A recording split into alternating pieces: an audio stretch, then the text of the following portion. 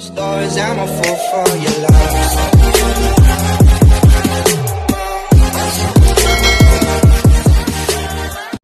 At pagdating nga sa second set ng laban ng Solar Spikers at ng Creamline Cool Smashers, mas umiinit nga ang Capital One kung saan nakalamang pa nga sila sa first technical timeout ng 2 puntos.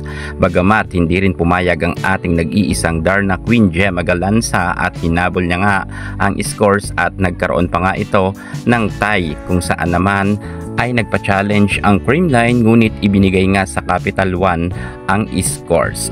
Pagkatapos matalo ng Capital One sa set 1, dito nga sa set 2 ay umiinit rin sila at tinatapatan nila ang galing ng Creamline Cool Smashers, pero hindi diyan papayag ang ating Gemma Galanza at Bea De Leon.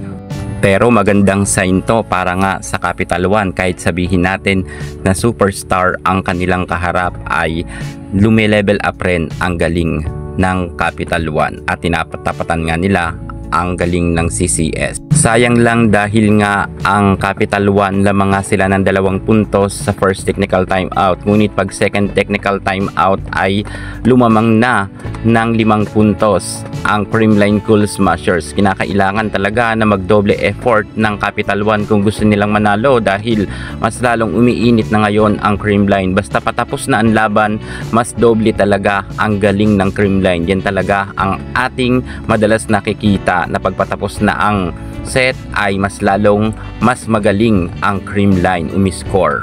At nangyari na nga ito kung saan sunod-sunod nga ang hataw ni BDL, kung kaya nakalamang na ng husto ang Creamline Cool Smashers at napa-time out na nga dito si Coach Goroyev, kung saan ay wala na rin nangyari. Kahit nagpa-time out nga ito ay hindi na rin nakahabol ang Capital One.